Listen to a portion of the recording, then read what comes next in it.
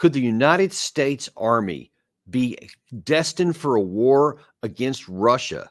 It's hard to even imagine. I'm saying that, and it's not just some hyperbole or some just crazy statement, but it's becoming more and more real, something that has to be given a legitimate shot. It shouldn't happen this way. There should be even no consideration of this, but the facts on the ground are requiring it. Earlier today, there was an article in the Telegraph, which was titled "NATO Land Corridor Could Rush U.S. Troops to Frontline in Event of European War with Russia." Now, listen, that is just a crazy thing to think of, that the U.S. military, the U.S. Army in particular, could fight the Russian army in this current environment here. Now, of course, the bigger threat is, and the more troubling threat is if there was a nuclear confrontation between the two sides. But let's look at the situation, what might happen if what's depicted in this Telegraph article were to come into vogue and to happen, and the U.S. Army would go in there. Now, I've fought in several deployments in my time, to include large-scale tank-on-tank warfare in the past. And one of my commanders at that time was then Major Doug Macgregor, who's now retired colonel, of course. You know him very well. He's been on our show many times. That guy literally wrote the book on how to do future war, how the modern wars can fight based on things that had happened in the past and the capabilities, how to project these things out. So I wanted to bring him in to talk about this, because there's nobody better. And I promise you, and he was not available today to come on camera, but he was able to come on the telephone. So I had him on earlier today on a recording so that we can bring it to you live right now. And I'm telling you, this is something you need to pay a lot of attention to. I always want to bring you quality programming here, but this thing here with Doug is he brings up some incredibly salient points. And the bottom line, that as you're about to hear, is that the United States Army is nowhere near as capable as to what people think it is. And our policymakers, especially the president in Washington, needs to pay a lot of attention to this, because if he even has any fantasies about engaging in a land warfare against Russia, he needs to rethink. And here's the reason why. I'm going to talk specifically about some things. And Doug, actually, I'm gonna read a part here from your book, Margin of Victory, because I think that it's very, very much appropriate for what we're going to discuss today. And if I can just bring this up, there it is right here. You wrote that each chapter of this book is going to be a clarion call to recognize that wars are decided in the decades before they begin, not by the sudden appearance of a new technological silver bullet or presence of a few strong personalities in the senior ranks during a senior battle. How effectively national, political, and military leaders adjust the framework of organization, technology, and human capital to relentless change in society, technology, and world affairs determines whether the nation state prevails or perishes in defeat. So if that be true, if basically what you were doing in the decade before the battle is what's going to determine how you do in the battle, the question is going to be, what is the United States Army going to do if it goes into a full-scale war with Russia right now? And just to kind of set the stage, there's news out that NATO is looking at how it would rush large numbers of American troops if we got into a ground war with Russia. And for the purpose of this conversation, we're going to say that it doesn't go nuclear. If it just stays conventional, I want to look at what might happen with that. Nukes is a very possibility, and that can go elsewhere. But I want to discuss, first of all, what could the U.S. Army do? And first of all, I want to ask you, over the past decade, let's just look at the premise of your book. If we look back the past decade, going back to 2014, the U.S. military primarily has had experience in Afghanistan, in Iraq, in Libya, in Somalia, several places like that, all small-scale stuff. So if that's what we have prepared up to this point, what kind of army do we have right now if we had to fight a large-scale army? Well, first, we have a very small army. We're down to less than about 450,000. We're in no position to fight a land war in Eastern Europe, which has a front of hundreds of miles and a depth of 1,000 miles at least. The infrastructure in the theater is not developed beyond Germany. There's surprisingly little in Poland. So the point is, I can't imagine the use of the United States Army to do much more than potentially defend. And you're talking about offensive operations because you have to move into Eastern Europe. Now, having said that, remember that the vast majority of the equipment that the Army is using and the organization that we see on the battlefield today was developed in the 70s and the 80s for use in the 90s. And we're now in the year 2024. We're talking about a very different mix of technologies, different organizational constructs. The Russians have adapted. They've had to adapt because they were thrust into a war for which they too were really not prepared. You'll recall when the Russians first went into Ukraine, their force was too small, wasn't really organized to deal with the robust Ukrainian army. All of that has changed. So on the tactical level, we're an anachronism. We're not really prepared. We don't have sufficient air defense and missile defense capabilities, which would mean that we're naked in the face of the enemy. In other words, the Russians. Now, having said that, the RUSI in London just published a report saying that the combined air defenses in Western Europe could protect at most 5% of the infrastructure. Yeah, I just saw that actually. Which puts us in a very difficult position. Now, let's start at the top. Strategically, we're operating on the opponent's doorstep, where the opponent has every advantage logistically, in terms of range, weapons, ammunition, resupply, and so forth. We're at the end right now in Poland on the border with Ukraine of our logistical support structure. Now you want to move this Lilliputian force, frankly, into an area where it'll face probably 800,000 Russian troops.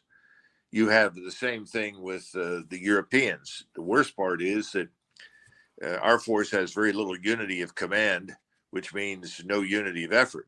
Why? Because we're dealing with multiple foreign contingents. The Russians have one language of command, Russian. They have one uniform command and control structure, and they have both operational as well as strategic ISR. Our strategic ISR in space is very formidable. We do have operational ISR from the fleet as well as the shore, but it's very vulnerable to attack. The one area where we do have an advantage is air power. We outnumber the numbers of Russian aircraft that could be hurled against us by 5, 6, 7 times. However, we would have to fight our way through integrated air defenses. That would involve some losses. We have to fly from vulnerable airfields that are relatively close to the battlefront because they're short-range fighters. And Doug, let me just as you're talking right now, I have a map on the screen that shows from the Telegraph, which was talking about there would be 5 different locations from Norway, Germany, Italy, Turkey, and the Netherlands and Italy down in the south, actually, where they would come into. It shows relatively limited or narrow constrained areas here. And in that same article, because I think this is related to exactly what you're talking about, Lieutenant General Solfrank, who's the NATO logistics chief, makes the point here, and this is something you've been really talking about for decades, frankly, is that the vulnerability of these large logistics bases and these large concentrations of troops and equipment, et cetera, that we did like in Desert Storm. We had these huge bases that were never touched. But he's saying that because of the Russia's long-range missile systems now, that's a thing of the past. But here's the big problem. All we've ever done is practice with these large-scale movements. What kind of difficulties would we have moving in these 5 directions, even try to get to the battlefront?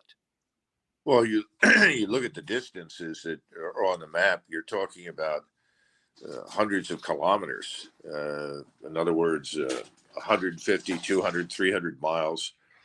Trying to operate in areas where you don't have nearly enough pre-positioned ammunition supplies, and yet we haven't even talked about medical evacuation. All of those things are a nightmare. We're simply not prepared to launch offensive operations into Eastern Europe. If you go back to 1941, very rapidly, the Germans discovered they were on a front of 1,100 miles with about anywhere from 600 to 1,000 miles deep.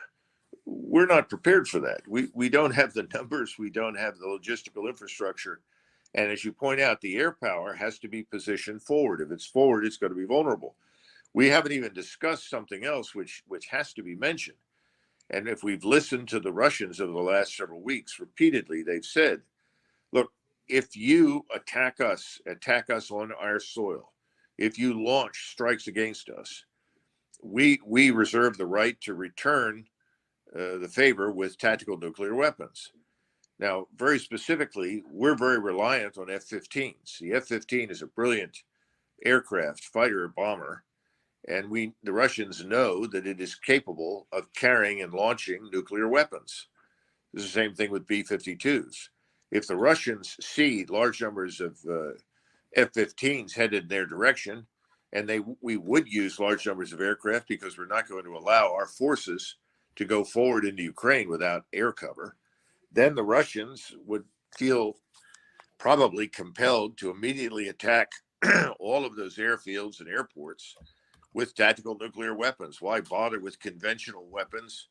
One or two tactical nuclear weapons of 5 kiloton or less will annihilate the airfields in the space of an hour. And why would you wait around for us to attack and destroy them? So I think it's not just conventional. They definitely have the edge in conventional military power. But why risk the arrival of F-15s with nuclear weapons over your soil? I don't think the Russians would do that. I think the Russians are telling us they're ready. And remember, the Russians have a battle-hardened force. They've been fighting for several years. They've eliminated a lot of weak officers, weak commanders at every level.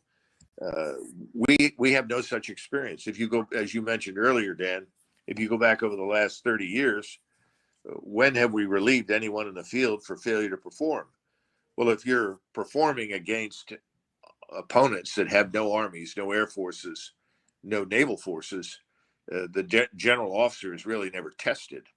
And the troops rely excessively on firepower as opposed to maneuver. There's no agility in terms of thinking and behavior. There's no experience to base anything on. So the Russians have a decided advantage strategically, operationally, and tactically. I don't think we can overcome those. Doug, let me ask you this question, because I remember something you told me within the first 6 or 8 weeks of the war back in early 2022. There was a lot of commentary in the Western press that was ridiculing the Russian military and saying they were a paper tiger. They were, this terrible force. They'd made so many mistakes. And I remember you said, well, we have to understand that when anybody who's going into combat for the first time, like they were at that time, because they hadn't had any kind of combat experience, you're going to make a lot of mistakes. I wonder if you can compare what you saw then with what you see now in the Russian forces. And then if you could contrast that with where we are, the U.S. military, in that same category of experience.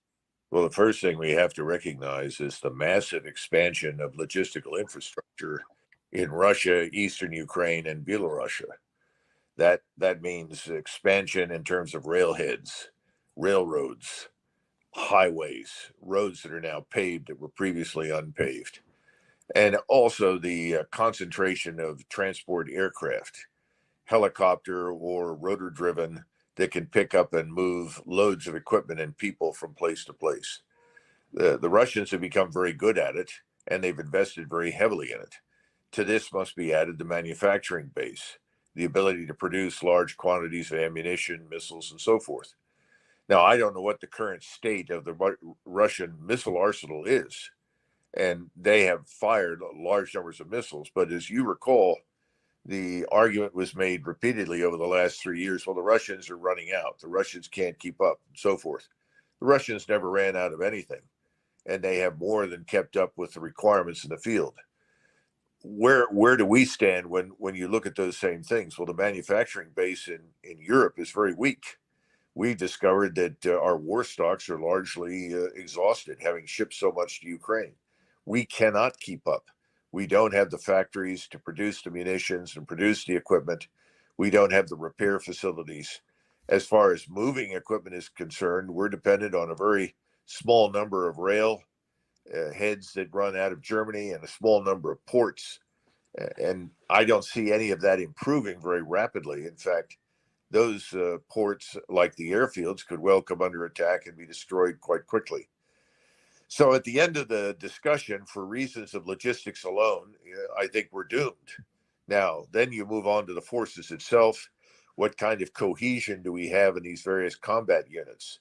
I doubt very seriously that we have any cohesion at all. We've lost large numbers of very competent officers, non-commissioned officers, and soldiers who in recent years have become disgusted with the repetition of being moved from Afghanistan to Iraq to Syria to some other place. And they don't get enough time at home. They can't live normal lives. And they became very disenchanted in many cases because they said, what are we really doing? What are we accomplishing? So we don't have many of the best soldiers that we had a few years ago. We have, frankly, weak forces. The Europeans are in just as bad a position in that sense. Now, yes, they are green. So are we. We haven't fought toe to toe with an enemy that's even remotely like ourselves. We haven't had to deal with large quantities of artillery, rocket artillery, or conventional artillery, airstrikes, or anything else. Those things do make a huge difference, as you know from personal experience. That's not going to be made up quickly. So I would argue that it's a very bad situation, and we could be in a position not very different from the French and British forces of 1940, who were simply unprepared for the German onslaught. Again, no one seems to have thought through any of this. We look at numbers. I mean, someone has presented numbers recently. We have more aircraft than the Russians. Well, that's true. But where are they? How are they organized? How are they going to fly? How long can we sustain them in the air? How long before we run out of repair parts, fuel, and everything else? Remember, the Germans during World War II were defeated in large measure because we destroyed the sources of their fuel and then their ability to redistribute it. How long would it take to do that to us? Remember, Europe is a relatively small area, but once you move east into Poland and Ukraine, as I pointed out, the front is enormous. You know, from the top arrow all the way down to the Black Sea is easily 1,000 miles. That's an enormous front. We're not prepared for something like that. We're not prepared for the depth. We're not talking about, you know, a couple of 100 miles. If you go back to 1991, we moved a relatively short distance. The distance from Saudi Arabia to the Euphrates River was a little further than the distance from Washington, D.C. to Philadelphia. Now you're talking about distances from St. Louis to Washington, D.C. That's a huge difference in the way you think. It's a huge difference in the way you supply, sustain.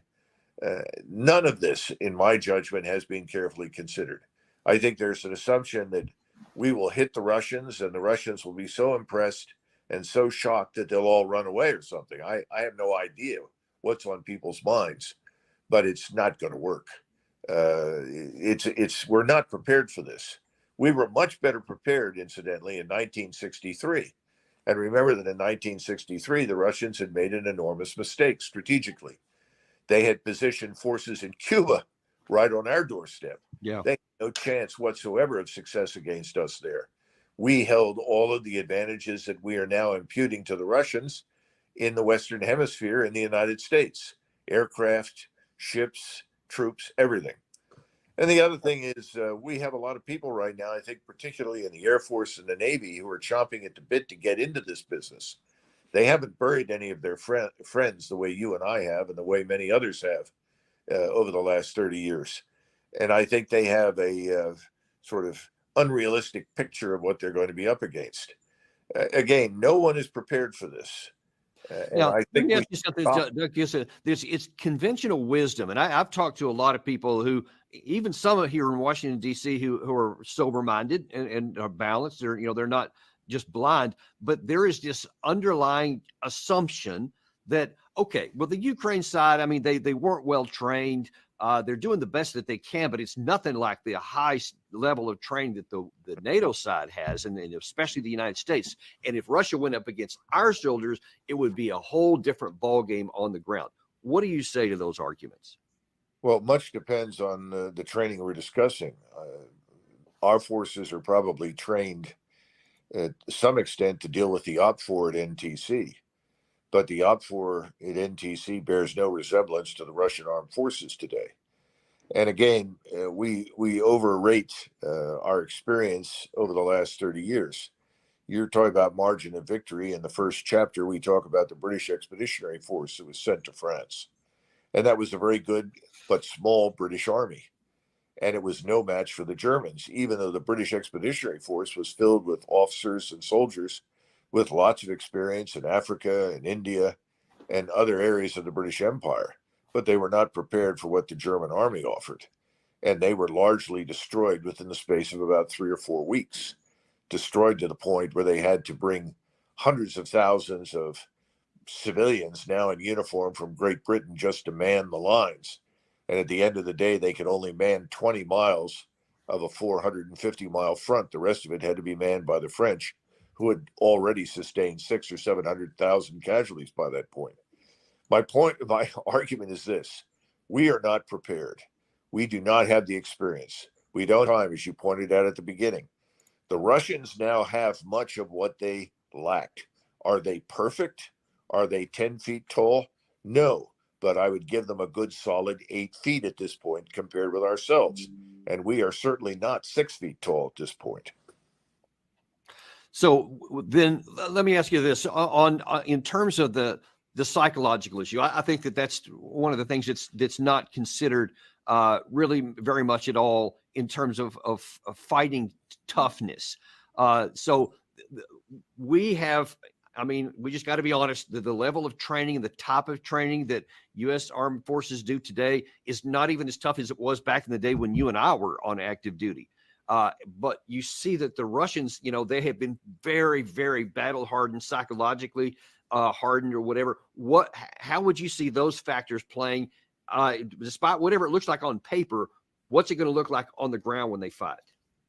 Well, if you look at a battlefield like Bakhmut, which was a bloodbath by any measure, primarily Ukrainian, but the Russians took a lot of casualties in Bakhmut, and they had to fight through that day after day, week after week, month after month. Many of those veterans have experienced similar battles subsequently in the Russian military. We haven't been through anything like that. We're not ready for anything like that. And I think you and I know that we were very good in 1990 and 91, but we could have been better. The discipline could have been better. I would say we were 80% of what we could be. Today, I think we're at most 40 or 50% of what we should be. The Russians are closer to 90% of what they need to be. Their discipline is tougher. And again, all the weaklings have been weeded out. The poor general officers that lack guts, lack stamina, breadth, brains, those people have been dumped. A lot of the corruption that was widespread has been eliminated. In fact, Putin just relieved 4 general officers, including 1 deputy of the general staff, for corruption. They've cracked down enormously and improved themselves. I'm not saying they're perfect. That's why I'm suggesting they're not 10 feet tall. But I give them a good 8 feet right now compared with us. And we're lucky to be 5'5". And that's not a good thing. Sticking on that theme for a second, I want to ask one thing here about the types of battles. So one thing I've noticed through watching really how the tactical fight for the Russians has evolved from the first time they rolled in until now, and also on the Ukraine side, they seem to have devolved away from large unit operations, not even company size, certainly not battalion size, but almost like disjointed squad and platoons, and sometimes individual vehicles. I've seen, because if they get bigger, they find the drones come and get them. The artillery comes and falls on either side there. So it's kind of devolved into a disjointed or maybe a dispersed, maybe not disjointed, a dispersed but connected fight on the ground. Whereas everything we've done to the National Training Center, like you mentioned a minute ago, as far as I know, we're still doing normal company, battalion, brigade, et cetera fight. How does the mentality of the way we have fought, if it goes into this disjointed area way of fighting, how fast can we adjust to that, or can we keep fighting the way we've been doing? Well, the Russians, for instance, have tended to utilize brigade headquarters as what we would term operational maneuver headquarters, and then rotate battalion organizations, battle groups that are very different from ours on a routine basis, 2, 3, 4 days. Battalions are rotating under the same brigade headquarters, but the battalions change. They're very acutely sensitive to people becoming exhausted, overwhelmed, traumatized What the hell? by the battlefield. So they now have a large number of forces that they didn't have before. Your so-called divisions, they have very few divisions, and the ones they have been treated as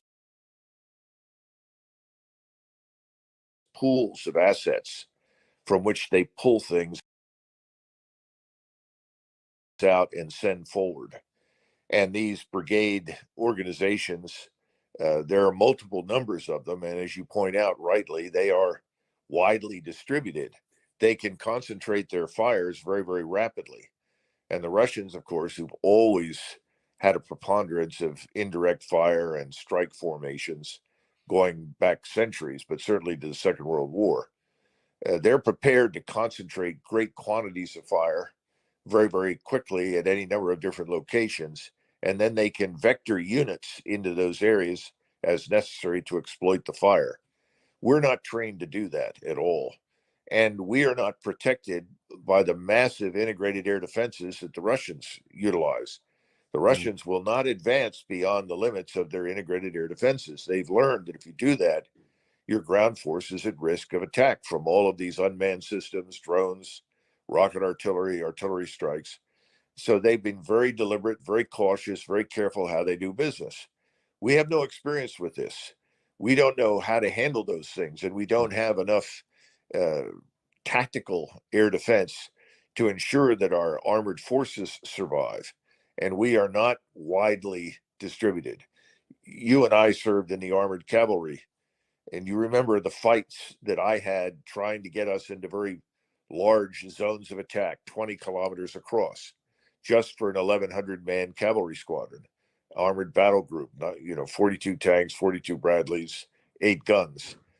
And people were appalled and kept insisting this was dangerous, that somehow or another, this wide distribution of force over a large area and also in depth, because it ran back 5-6 kilometers behind the 20-kilometer front, that this was too difficult to handle, too difficult to work. Well, it worked brilliantly. It worked very well for us. We were in an open desert.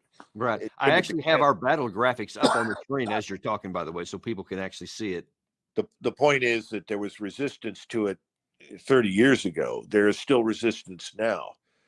People are afraid to break up concentrations for fear that they will lose control. The emphasis in the U.S. military on the ground is much more on control than it is command. And there's a huge difference, as you and I know, because command is an influence, control is restrictive. The command influence can encourage initiative. It can encourage people to understand the intent and achieve it. Control can be paralyzing. And it's been my experience that we tend to paralyze more than we do anything else. So I think this is a tragedy waiting to happen, and we should avoid it at all costs, because again, the potential for this to go nuclear is huge, and we don't want to escalate to that level, and we will end up dealing with forces at sea as well as on land and in the air that could be devastating to us, not just to the Russians, but to us in particular, Right. and certainly to the Europeans. Right. I know we're running low on time here, so I want to get two more questions in real quick. First of all, I want to go back to that comment you mentioned at the first, where it's been revealed and admitted that NATO has 5% of the air defense capabilities needed to protect Europe, especially on the eastern flank. Quick question. how long, how big of a vulnerability is that if we're talking about any kind of a ground incursion or fight between the Russians and NATO? And then secondly, how long would it take to rectify that problem? Well, there's no way to rectify it within the space of months. It would take years to establish an integrated air defense structure. We've never done it with overlapping radar coverage and a multitude of different air defense systems. We have cast aside the requirement for different kinds of systems with different ranges and different radars and different missiles in order to provide massive coverage over a large front for years. We simply haven't looked into it, and we have relied almost exclusively on our air power to compensate. The problem is that our air power may be more plentiful, and it may be in technological terms better, but it cannot compensate for the weaknesses in the defensive systems to protect our logistical infrastructure, our medical infrastructure, let alone the civilian population that undoubtedly would be drawn into this, as well as the transportation infrastructure. And you and I also know how desperately thirsty for fuel the U.S. forces are with these turbine engines. And again, the turbine engines that emit a lot of heat, in addition to drinking fuel to the point where you have, quote unquote, an 8-hour tank, if you're lucky. In other words, if you keep the thing running every 7 or 8 hours, it's got to be refueled. And you cannot start that tank up and move it very quickly if you're on an auxiliary engine of some kind, and then suddenly want to switch to your turbine engine. I mean, all of these things, we could go on and on, but refueling in combat in a war zone where essentially it's a 360-degree fight. Those things are not practiced. They're not understood. We haven't rehearsed them. We're not ready for it. We're not even ready for mass casualties. Yeah. And that's one of the things that the Russians learned to deal with very effectively. The Ukrainians never did. And I think many of the problems that the Ukrainians had were a function not so much of their failure to be adequately trained, but to be trained for the right thing and to be adequately supported from the very beginning on the ground. You cannot build an army from scratch in the space of a couple of years, and that's what the Ukrainians tried to do. We're now trying to throw together forces at the last minute. Someone said that we're going to have to send an additional 300,000 troops to Poland and Romania. Well, if you're going to do that, where are they going to come from? Yeah, you're going to have to pull from the National Guard. Yeah, our entire force is less than 500,000 total on active duty. So, I mean, what do how do you get those? Are we going to go through a long period of train up? No, we can't afford to do that. So now you're dumping literally tens of thousands of people in uniform who are civilians with very little notice into the laps of commanders in Poland and Romania and potentially the Baltic states, and telling them, make something out of them, make it work. It's a prescription for failure. The whole idea should be immediately scrapped. Yeah, I couldn't agree with you more. In every way you want to measure this, it's bad. Doug, in the last few minutes you have here, I wonder if you can comment on your understanding of what may come next on the ground in the current fight here, because the Ukrainian Minister of Defense a few days back said that he revealed that in addition to this new incursion north of Kharkiv, and then, of course, all along the line of contact in the 600-mile front in the east, there's an additional up to 200,000 Russian forces that are somewhere in the north, that are in an unspecific location. I saw this morning there's more and more evidence of a lot of armored vehicles being repositioned north in the Russian north of the Ukraine border in Russia. What do you think may be coming in the coming weeks, and can the Ukrainian forces withstand a new incursion somewhere? Well, first of all, the Ukrainian forces can't withstand anything anymore. It doesn't matter where the Russians want to advance. They're finished, and large numbers of them are deserting. I wouldn't put any trust or confidence in anything happening in the Ukrainian army right now. Secondly, you're talking about something that the Russians have always had available, but have chosen not to use it, and that is the northern front coming out of Belarus. And they may have decided that it's now necessary to end this war as quickly as possible, in which case a thrust from Belarus south towards Kiev becomes necessary, because then you could also move forces from the east towards Kiev from the other side of the Dnieper River. And there are many bridges over the Dnieper that the Russians have purposely kept intact that they can use and cross. So I think Kiev itself could not end up under siege, but be attacked from the north, from the east, and from the south very rapidly. We'll know more when Zelensky and his courageous little band of friends pack cash into their aircraft or train or something and try to leave the city. I think it'll look a lot like the last days of Kabul in Ukraine, if that turns out to be the case.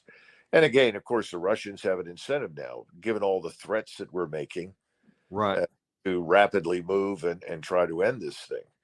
An awful lot is going to depend, frankly, near term, on what we do. And when I say we, I mean we. You know, we say the Ukrainians are launching something, but the truth is we have to operate most of these systems, and they depend entirely on our space-based surveillance, as well as operational surveillance from AWACS-style aircraft. If we strike targets deep inside Russia, then I think the Russians will regard that as a direct and unambiguous declaration of war against them by us. Then I think all bets are off. The Russians will move decisively, as discussed, on the ground, but they may also attack targets from Finland all the way to Romania. And they may decide just to go ahead and use tactical nuclear weapons to do it, because they may conclude that they're in a use it or lose it mode. I don't know. And this is the problem, Dan. Nobody knows. Yeah. That's why this needs to stop now. We can't contain or manage this catastrophe. We need to stop it. Stop it immediately. Couldn't agree with you more. Listen, Doug, I know you got to go. Thank you for so much for your time today. And even though this is some pretty sober stuff here, we got to know the truth, and people need to understand what we're facing, the reality, not the fiction. And we're very grateful for you to share that with us today. Thank you very much. Sure.